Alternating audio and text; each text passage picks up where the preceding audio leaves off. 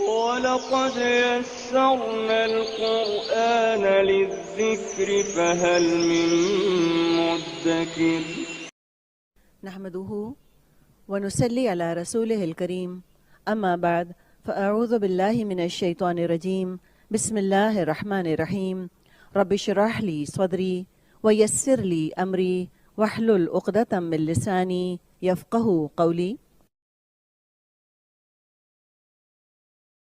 265 و اور مثل بیان الذین ان کا جو ینفقون وہ خرچ کرتے ہیں اموال ہم اپنے ابتغاء چاہنے کو اموالہم ابتغاء مرضاتی رضامندی اللہ کی و اور تثبیتاً ثابت قدمی من سے انفسی نفسوں کی ہم اپنے من انفسہم نفسوں کی اپنے مانند مثلی مثال مثلی جنتن ایک باغ کے بی ربوتن بلندی پر ربوہ را با واو مادہ ہے، یہ آگے بھی شاید سورہ مومنون میں یہ لفظ آئے گا اسی مادے سے. بی ربوتن بلندی پر، اصوابہ پہنچی، ہاں اس کو، اصوابہا پہنچی اس کو، وابلن تیز بارش، تو آتت اس نے دیا، فآتت تو اس نے دیا، اکولا پھل، ہاں اپنا، اکولہا پھل اپنا، ضعفین دگنا، عینی کی آواز دیکھیں، حولین کاملین ضعفین، عینی زبر یا نون، زبر پھر یا ساکن پھر نون کے نیچے زیر، یہ کس کی آواز ہے؟ یہ اسم کی آواز ہے اور تثنیہ کی آواز ہے، ڈیول کی. ضعفین دگنا، تو ان اگر، لم نہ، فَإِلَّمْ تو اگر نہ، یصب پہنچی، ہاں اس کو، یصب ہاں پہنچی اس کو، وابلن تیز بارش، فطلن تو شبنم، تو لام مادہ ہے، و اور اللہ یہ طل لفظ بھی شاید ہی دوبارہ قرآن میں کہیں کسی اور صورت میں آئے، تو یہ وابل اور طل یہ دونوں خاص سورہ بقرہ کے الفاظ ہیں. وہ اور اللہ بیما ساتھ جو تعملون تم عمل کرتے ہو، بصیر دیکھنے والا ہے. نحمده ونصلي على رسوله الكريم أما بعد فأعوذ بالله من الشيطان الرجيم بسم الله الرحمن الرحيم رب اشرح لي صدري ويسر لي أمري واحلل عقدة من لساني يفقه قولي ربي يسر ولا تعسر وتمم بالخير اللهم إني أسألك علما نافعا ورزقا طيبا وعملا متقبلا يا مقلب القلوب ثبت قلبي على دينك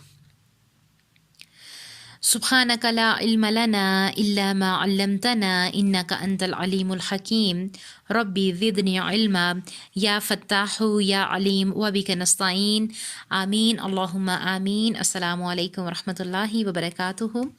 اللہ سبحانہ و تعالیٰ کی توفیق اور اللہ تعالیٰ کی رحمت کے ساتھ ہم اپنے لیسن سورۃ البقرہ کی آیت نمبر 265 265 کا آغاز کریں گے، اس نیت کے ساتھ کہ اللہ سبحانہ و تعالیٰ اس پر ہمارا عمل کرنا، عمل کے ساتھ اسے دوسروں تک پہنچانا آسان کر دیں. اللہ سبحانہ و تعالیٰ ہماری کوششیں محنتیں ہم سے قبول فرمائیں اور ہمیں بہترین جزا خیر عطا فرمائیں. سب سے بڑھ کے اللہ تعالیٰ ہم سے راضی ہو جائیں اس دنیا میں بھی اور آخرت میں بھی ہمیں اپنا دیدار نصیب فرمائیں.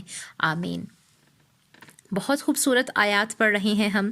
اللہ سبحانہ و تعالیٰ ہماری ٹریننگ کر رہے ہیں الحمدللہ کہ مال کی وجہ سے، رزق کی وجہ سے اکثر ہم بہت پریشان رہتے ہیں، بہت ساری مشکلات کا شکار رہتے ہیں۔ تو اللہ تعالیٰ ہمیں بتا رہے ہیں کہ تم نے مال کیسے خرچ کرنا ہے، کہاں خرچ کرنا ہے، اور جب کسی کو دیتے ہو صدقہ تو پھر آپ جو ہیں آپ کے لیے بہترین صدقات کیسے ہیں، اس بارے میں اللہ سبحانہ و تعالیٰ ہمیں بتا رہے ہیں الحمدللہ، جس پر ہم نے پچھلی آیات میں تذکیہ بھی کیا۔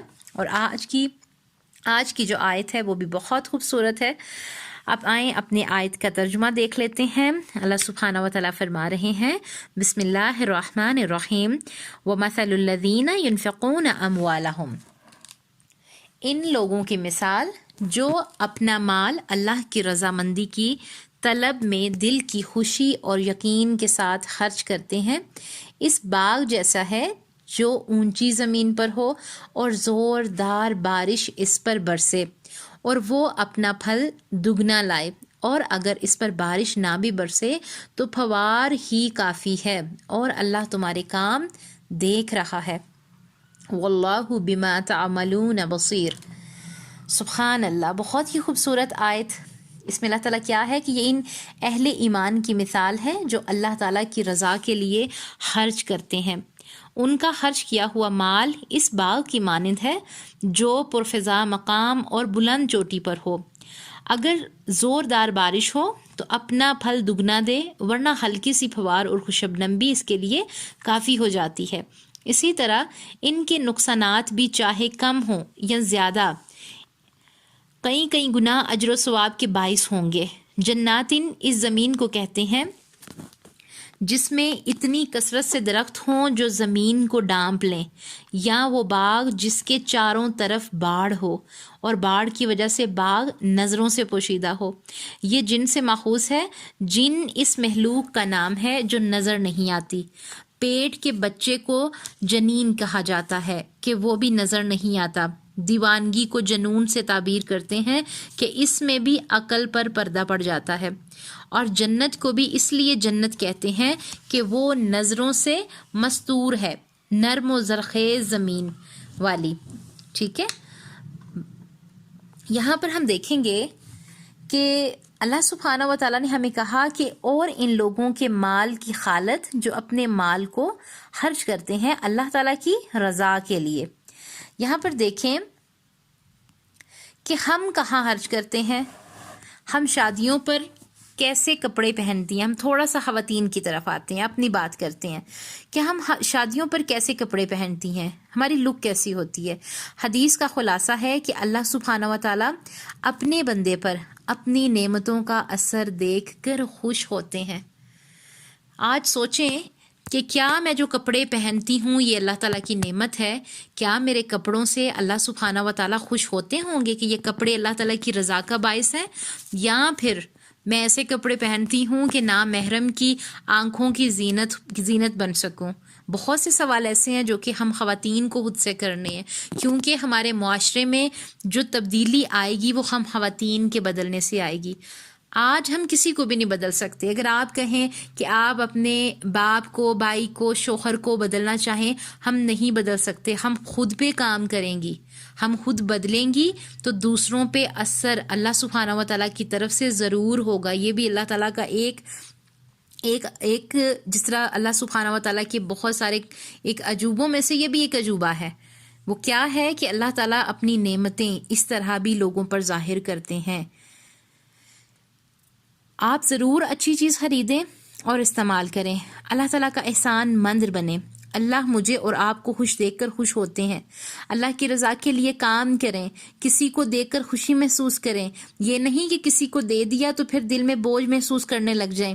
جو لوگ اللہ تعالیٰ کی رضا حاصل کرنے کے لیے مال خرچ کریں اور اپنے نفس کو جمائے رکھیں خلوص نیت سے، تو ان کی مثال ایک باغ جیسی ہے جو اونچی جگہ پر واقع ہو اور اس پر بہت بارش ہو، پھر وہ دگنا پھل لائے، اور اگر بارش نہ بھی لائے تو اس کی پھوار ہی کافی ہے۔ دیکھیں اللہ تعالیٰ نے کتنی خوبصورت مثال دی ہے۔ وجہ کیا ہے؟ وجہ یہ کہ زمین زرخیز ہے۔ اسی طرح جس شخص کا دل برائیوں سے پاک ہو اس کا دل بھی زرخیز بن جاتا ہے۔ کہ بہت زیادہ بارش نہ بھی ہو تو پھوار ہی کافی ہے. دل کی خوشی سے خرچ کیا کریں، لیکن تھوڑا سا دیا ہے تو تھوڑی سی پھوار یا بارش کی طرح ہے، اس کو بھی فائدہ ہوگا. پھر دل میں تنگی بھی محسوس نہیں، بلکہ دل میں مطمئن ہمارا دل رہے گا کہ ہم نے جو کچھ بھی دیا وہ اللہ تعالیٰ کی رضا کے لیے دیا. ہم جو کچھ بھی اللہ تعالیٰ کے راستے میں دے رہے ہیں وہ اللہ کی رضا کے لیے دے رہے ہیں، چاہے وہ ایک خوبصورت مسکراہٹ ہے، چاہے وہ ایک اچھی بات ہے. کوشش کریں، یہ چھوٹی چھوٹی نیکیاں ہوتی ہیں، اس سے ہم محروم نہ رہیں.